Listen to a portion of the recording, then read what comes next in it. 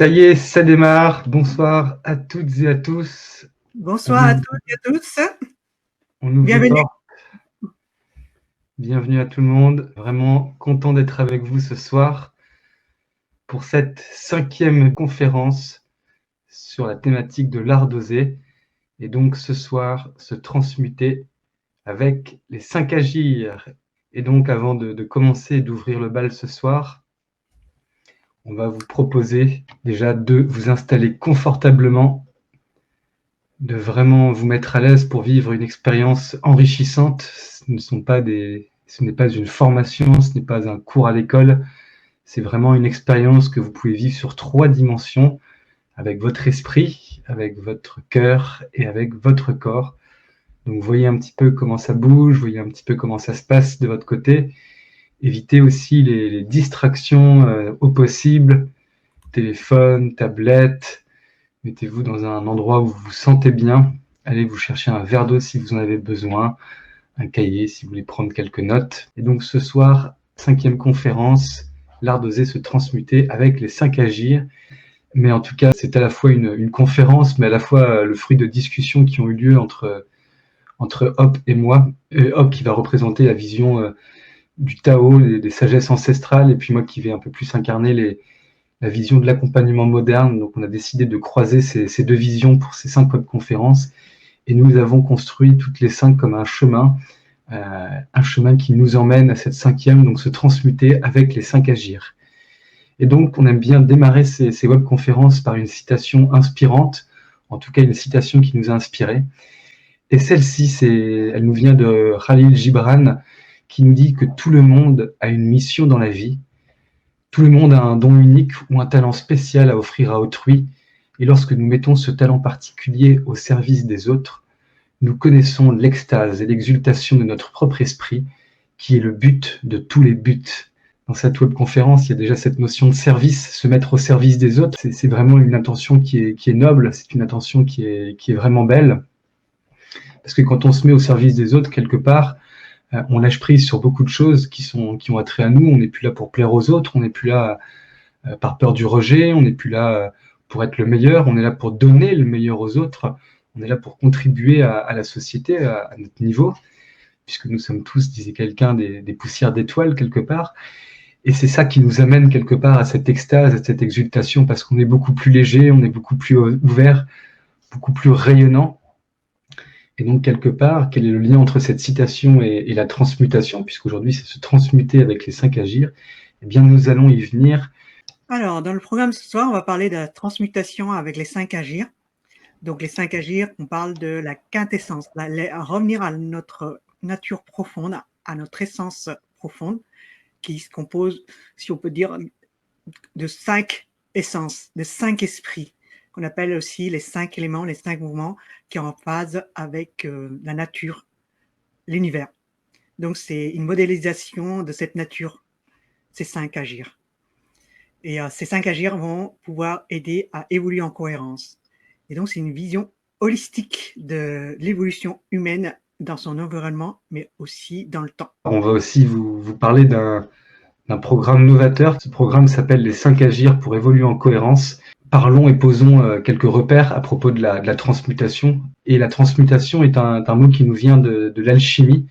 Alors, il y a plusieurs types d'alchimie. Il y a les alchimistes occidentaux qui étaient très connus pour faire de l'alchimie opérative, donc qui travaillaient sur ce qu'on appelle la pierre philosophale, et donc c'est ce qu'on appelle une voie sèche, donc qui est vraiment un travail directement sur la matière. Et puis, il y a aussi l'alchimie interne, qui est dite la voie royale, mais ces voies, finalement, nous conduisent au même résultat. Et donc, qu'est-ce qu'une transformation alchimique? Eh bien, c'est déjà une substance qui va en devenir une autre, c'est qu'on va passer d'une substance à une autre.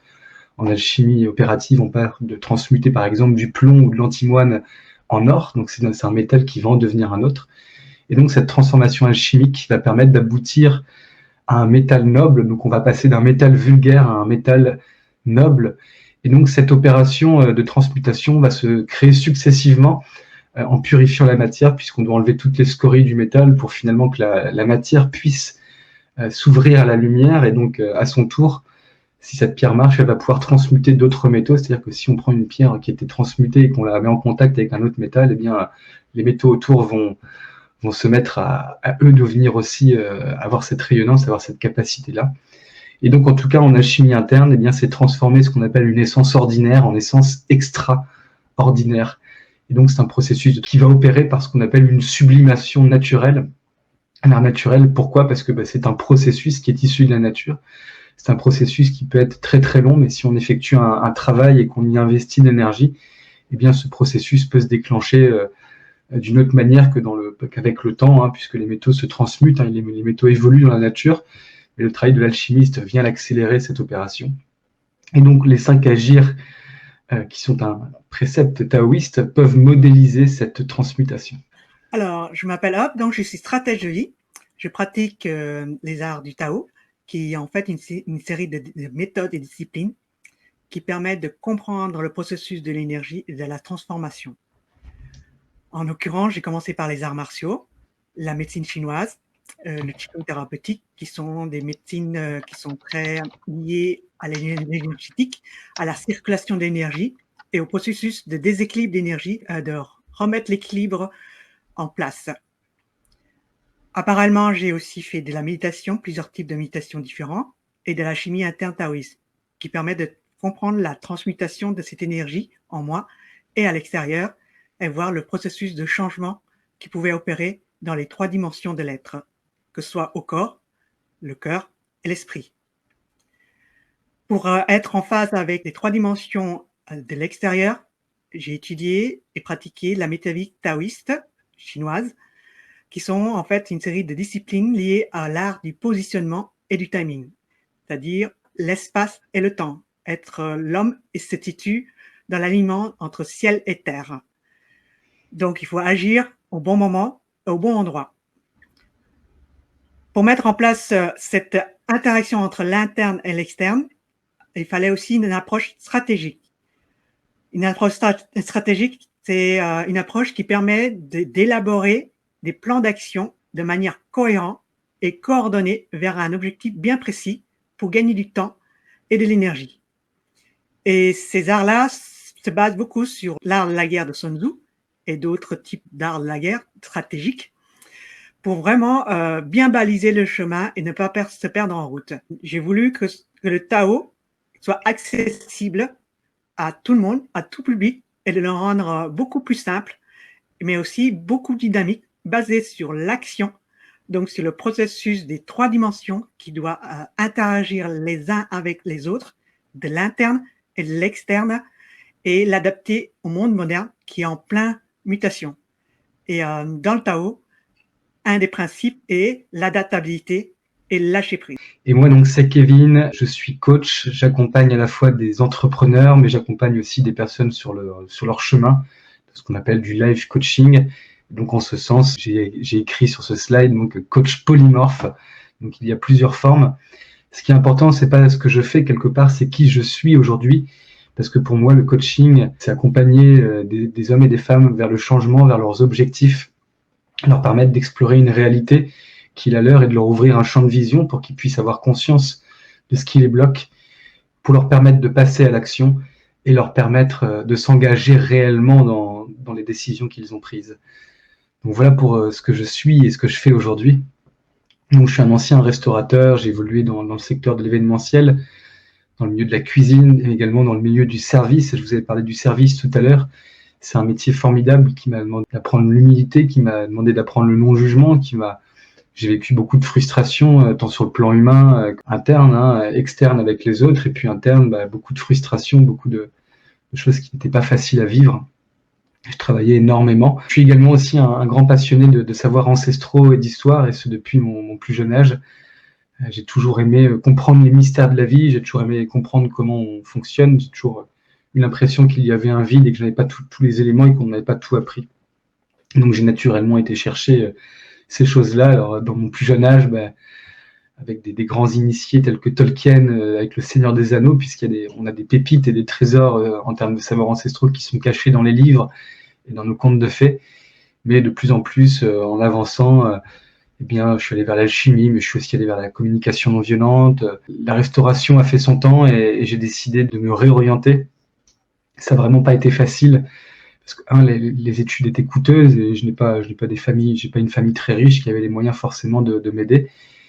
Mais de fil en aiguille, j'ai réussi, et avec la volonté, avec les aides au bon moment et en étant au bon endroit, eh bien, j'ai réussi à me trouver une excellente école de coaching humaniste qui s'appelle Coaching Ways, et donc avec qui j'ai passé une certification. Et voilà, j'ai eu cette certification et j'ai commencé à coacher, j'ai eu cette chance-là. Et je me suis rendu compte aussi assez rapidement que bien que le coaching avait ses limites. Et la première limite, eh bien, c'était moi-même. C'était moi-même, parce que si je n'évoluais pas, si je ne me dépassais pas, si je n'allais pas plus loin quelque part que ce que j'étais, si je n'allais pas mettre le doigt sur certaines choses, eh bien, je me suis rendu compte que mes accompagnements avaient des limites. Et de fil en aiguille, en avançant, eh bien, mes coachings ont gagné en puissance, ont gagné en impact. Par exemple, j'osais dire aux clients que j'accompagnais des choses que je n'aurais pas osé leur dire par peur de déplaire. Donc déjà, le coaching en lui-même, c'est tout un chemin et ça demande de se dépasser en permanence.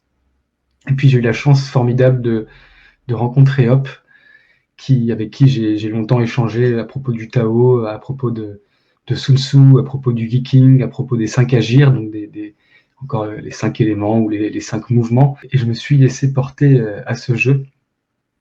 Et j'ai découvert que ce processus pouvait nous apporter un chemin vraiment puissant. Vraiment puissant, puisqu'on va y venir, mais les 5 éléments, ces 5 mouvements qui sont représentés par les 5 agirs, eh bien, ils nous permettent de faire un chemin et de le refaire, mais à chaque fois d'une manière plus subtile. On va vous expliquer un petit peu ça après.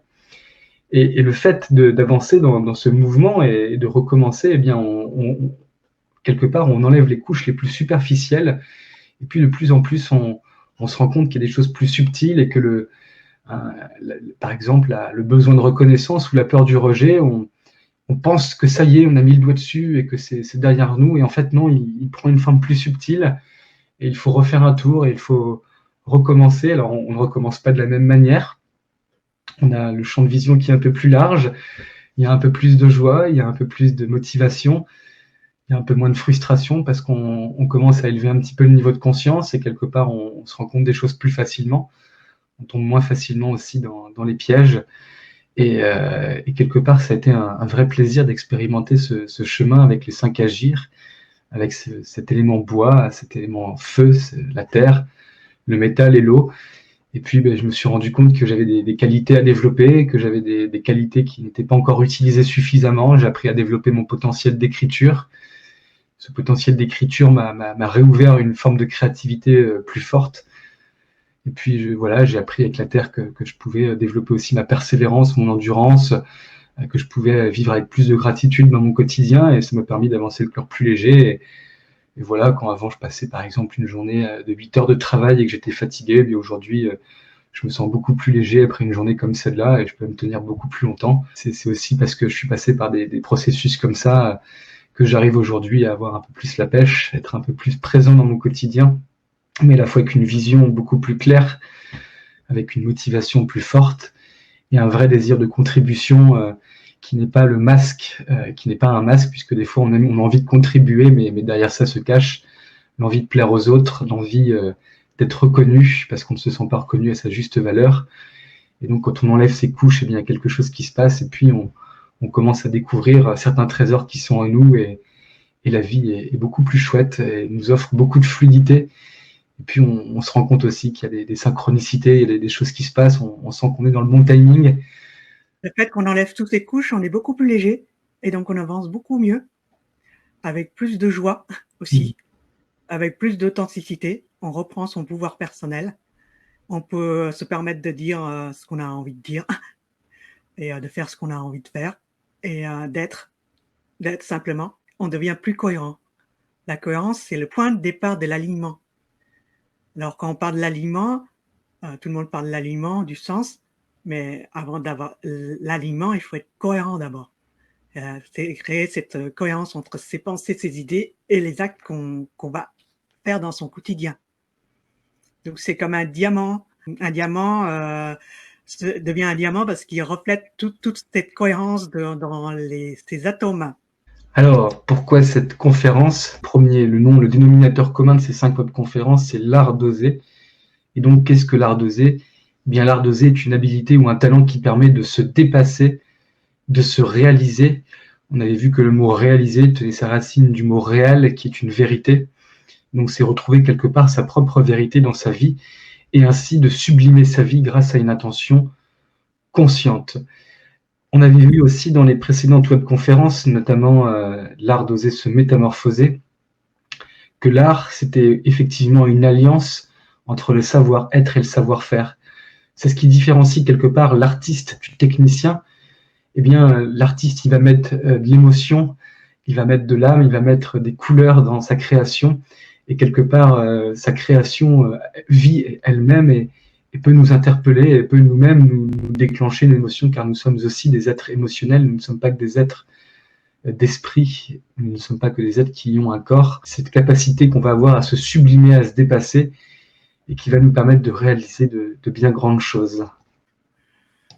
Alors, on a construit en fait 5 webconférences comme un chemin. On a commencé par le premier qui est l'art d'oser se métamorphoser dans un monde qui est en crise. Et ce monde en crise est une opportunité de changer. Donc, quand vous regardez le diagramme en chinois, il est composé de 2 parties. À gauche, ça veut dire danger, menace. On est au bord du précipice. Et dans la partie droite, c'est l'opportunité.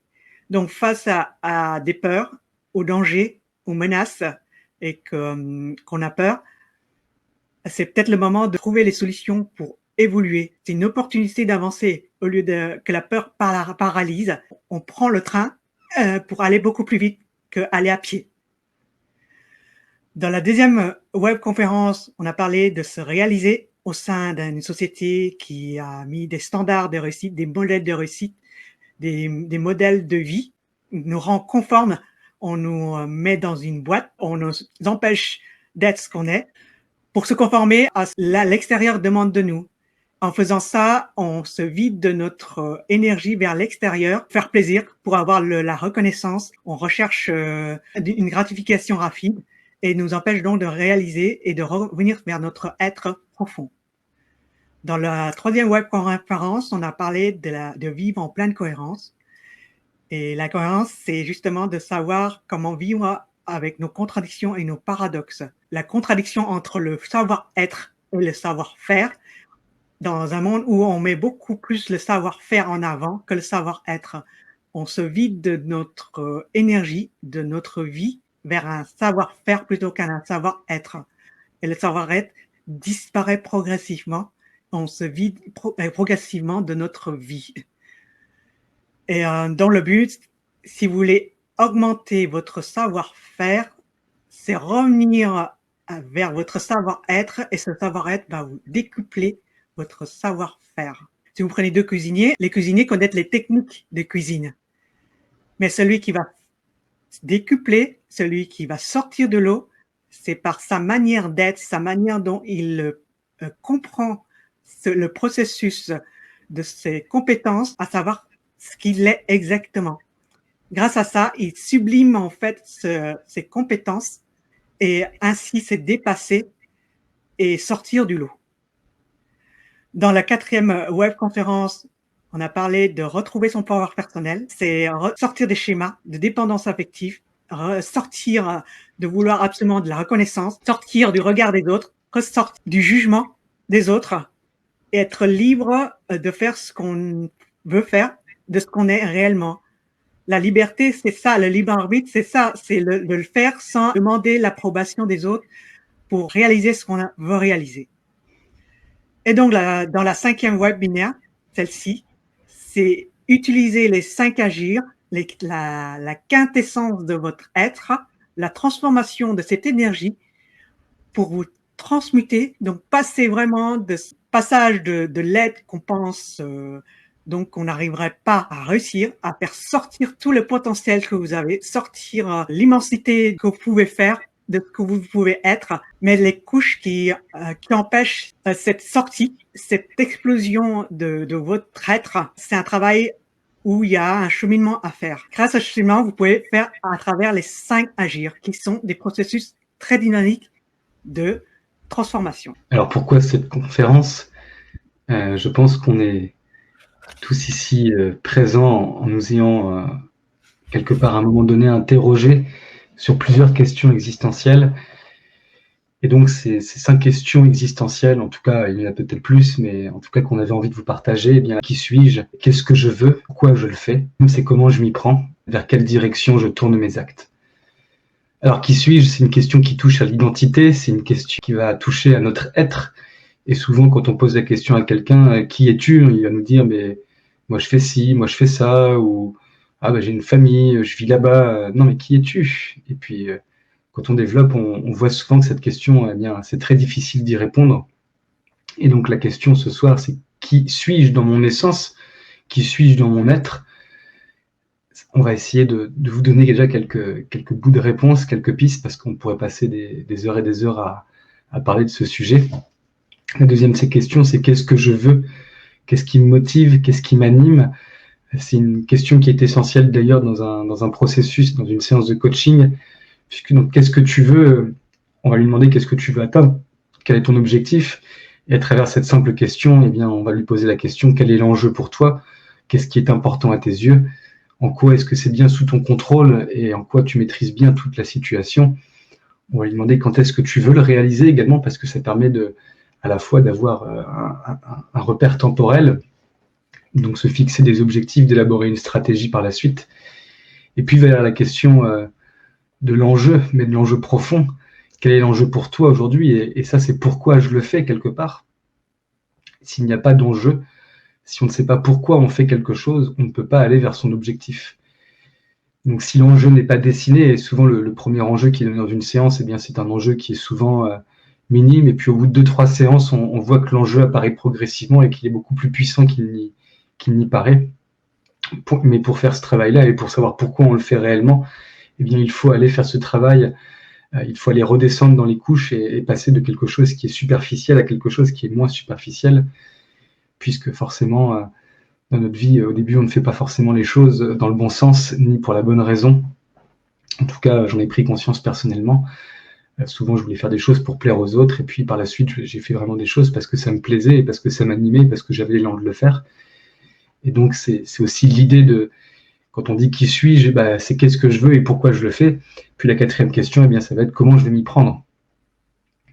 Comment je vais m'y prendre? On pourrait dire qu'il y a de la technique, c'est-à-dire quel outil je vais utiliser, quel support physique je vais utiliser, combien de ressources je dois accumuler pour le faire. Mais il y a aussi comment je m'y prends en termes d'être. Par exemple, si je veux convaincre quelqu'un d'adhérer à ce que je dis, ou convaincre quelqu'un d'adhérer à un projet, ou que ce que je fais est une bonne voie et que c'est intéressant pour moi et que ça m'enrichit, eh bien, si je suis quelqu'un de buté, d'obstiné, que je ne suis pas ouvert, que je fais tout pour lui plaire, ou que je me mets en colère, eh bien l'être, quelque part, va être un vrai obstacle à ce comment je m'y prends. Donc, il y a 2 manières de s'y prendre. Il y a la manière d'être, mais il y a aussi la manière de faire. Mais on sait très bien que la personne qui ne s'y prend pas correctement dans l'être, eh bien, elle va avoir du mal à faire. Si on prend l'exemple de ce chef de cuisine, si c'est un artiste qui fait de super plats, qui maîtrise toutes les recettes de cuisine, mais qui crie partout, qui fait preuve de dénigrement avec ses employés, qui les harcèle, eh bien, personne ne va le suivre, les assiettes ne sortiront pas à temps, il y aura du bruit dans la salle, les serveurs ne vont pas sourire parce qu'ils sont de mauvaise humeur, et donc quelque part, eh bien, il va échouer, non pas parce qu'il sait faire, ou qu'il ne sait pas faire en tout cas, mais parce qu'il, quelque part, c'est dans son être qu'il y a eu blocage, alors que s'il avait eu une attitude différente, s'il avait changé de comportement et qu'il avait travaillé sur son être, eh bien peut-être qu'il aurait un restaurant 3 étoiles reconnu par tous et qui offrirait beaucoup de plaisir à toutes les personnes qui viendraient dans ce restaurant. Puis ensuite, c'est vers quelle direction je tourne mes actes. Une 5e question existentielle. C'est une question intéressante qui à la fois reflète l'adaptabilité, c'est-à-dire on va mettre une direction et donc on va s'adapter à ce qui est présent et on va essayer de se diriger dans la bonne direction. Parce qu'on sait que des fois la vie, des fois tout roule, des fois tout va très vite et on est sur une autoroute. C'est des fois la vie généreuse à ce niveau-là, mais des fois on a du mal à voir cette route et puis on se rend compte qu'il y a peut-être des petits chemins sur le côté à prendre. Donc vers quelle direction je vais tourner mes actes, ça c'est notre capacité aussi d'avoir du discernement, mais c'est aussi notre faculté quelque part à aller exprimer le potentiel que nous avons révélé pour le porter aux autres. puisque la direction, c'est aussi ce qui est tourné vers l'extérieur. Donc, comment vais-je exprimer mon potentiel? C'est la question précédente. Et maintenant, c'est vers où je vais l'exprimer, vers quel public. Donc, voici pour ces 5 questions existentielles. Ces 5 questions peuvent nous amener à nous interroger sur le sens réel de la vie. Et la nature connaît une règle universelle, et bien c'est celle de l'évolution. Nous sommes tous dans un processus d'évolution. Les êtres évoluent, la planète a évolué, les êtres ont évolué. Donc l'évolution est déjà un premier sens à comprendre et à intégrer. Quelque part, en tant qu'être humain, nous évoluons. Par exemple, nous avons une famille. S'il y a des croyances limitantes qui sont présentes depuis 3 générations, s'il y a de mauvaises habitudes qui sont présentes depuis 3 générations, il y a peut-être que nous sommes aussi là pour faire évoluer tout ça et pour aller dans le bon sens, pour aller dans le sens de la vie. C'est pareil d'ailleurs au niveau sociétal. Il n'y a pas que les individus, il y a aussi les sociétés qui vont évoluer. Et on dit bien, commence par évoluer toi-même et ensuite le reste va suivre. Puisque quand on évolue nous-mêmes, eh bien, les autres nous voient, on commence à rayonner, hein, surtout quand on commence à s'accomplir. Les autres se disent « Waouh, il y a un vrai changement, il y a une vraie métamorphose qui a opéré ». Et donc, quelque part, quand on évolue soi-même, eh bien, on en fait profiter tout notre entourage. Ensuite, cette transmutation de notre être, eh bien, qu'est-ce qui va se passer? Eh bien, quand on est jeune, quand on est enfant, on a eu une éducation, il nous a dit c'est bien de faire ci, c'est bien de faire ça, et puis après on nous a répété d'autres choses à l'école, il faut faire ça pour réussir. Et puis, quelque part, à force d'avoir eu ces normes, avoir eu ces dogmes s'empiler au-dessus de nous comme des couches, eh bien, ce n'est plus c'est plus notre être véritable qui s'exprime, c'est ce qu'on pourrait appeler un être emprunté. Emprunté parce qu'on a pris des petits bouts aux autres et on a fini par s'oublier soi-même. Eh bien, la transmutation va nous permettre, quelque part, d'aller se peler, d'aller enlever ses couches comme un pèlerin. Le pèlerin, c'est celui qui se pèle. Et cette transmutation, une fois qu'on enlève les couches, eh bien, la lumière peut plus facilement passer. Nous sommes beaucoup plus ouverts. Et cette transmutation va nous permettre de pouvoir rayonner, de contribuer à notre juste valeur au sein de ces sociétés. Ensuite, eh bien, cette conférence, c'est de pouvoir transformer des souffrances qui sont sublimées en un potentiel créateur. Parce qu'une fois encore, on parle de souffrance et de douleur, ce sont 2 choses différentes. Eh bien, quand on ne souffre plus, il y a toujours la douleur. Mais la souffrance est quelque chose qui permet de sublimer cette douleur et d'en faire quelque chose de beaucoup plus fort. Néanmoins, derrière cette souffrance, il y a une énergie, il y a quelque chose qui va se produire. Je pourrais vous parler par exemple d'un niveau émotionnel. Quand on est très en colère de faire quelque chose, on a fait quelque chose, on est très en colère, eh bien, au lieu de se morfondre, au lieu d'être frustré, au lieu de taper du poing sur la table, eh bien, on pourrait utiliser cette énergie de la colère pour faire de grandes choses. On pourrait l'utiliser pour nos plus grands idéaux, on pourrait l'utiliser pour se battre, pour ce qui nous tient à cœur. Et c'est là que quand nous transformons ces souffrances et que nous les sublimons, eh bien, nous utilisons pleinement un potentiel créateur. Ce monde a bien besoin de vous, il a bien besoin de nous. Nous sommes en pleine crise sociétale, nous sommes en train de vivre un vrai changement de paradigme. Le monde est en train de se faire bousculer, ce n'est pas qu'une crise sanitaire, c'est aussi une crise écologique, une crise économique. Eh bien, cette conférence va nous permettre, si nous nous réalisons, si nous nous transformons et si nous allons vers cette transmutation, eh bien, nous allons pouvoir contribuer à un monde beaucoup plus autonome, responsable, libre et cohérent. Quand je vous dis autonome, responsable, libre et cohérent, eh bien, ce sont 4 valeurs que moi et Hop partageons très fortement, également avec celle de l'authenticité. Mais dans la 4e web conférence, on a vu que l'authenticité eh bien, était peut-être la valeur des valeurs, puisque c'est celle qui nous permet d'exercer notre libre arbitre et de nous déterminer par nous-mêmes, par notre propre autorité. Comment se développer? Comment avancer? Eh bien, aujourd'hui, ce qu'on nous propose essentiellement, eh bien, c'est une vision très linéaire, très partielle et très fragmentée de la vie. On va nous dire, par exemple, si tu veux t'affirmer et que tu veux que les gens te reconnaissent à ta juste valeur, eh bien, fais ce programme qui va te permettre de développer de la confiance en toi. Effectivement, il y a quelque chose qui se passe, il y a la confiance, on se sent plein d'énergie, on se sent gonflé, et puis un mois après, ça y est, c'est terminé, l'énergie est retombée, et la confiance a disparu. Alors, qu'est-ce qui s'est passé? Eh bien, on nous a dit, mais oui, mais c'est parce que tu n'as pas appris à gérer ton stress. Alors là, on se dit, tiens, je vais aller faire une formation pour apprendre et pour apprivoiser mon stress. Et donc là, ça y est, on finit la formation, on se sent zen, il n'y a plus de stress. Et puis un mois après, le stress et le manque de confiance reviennent. Puis là, on dit oui, mais c'est parce que tu n'as pas quelque chose qui te motive. Alors, on pourrait continuer, parce qu'il y a plein de types de programmes aujourd'hui. On retrouve sur Internet et dans les livres, beaucoup de livres spécialistes. On va nous dire, tiens, il faut que tu utilises cette voie-là pour réussir, il faut que tu utilises cette voie-là, il faut que tu utilises cette voie-là. Mais ce qui est intéressant, c'est d'avoir une vision de l'ensemble quelque part.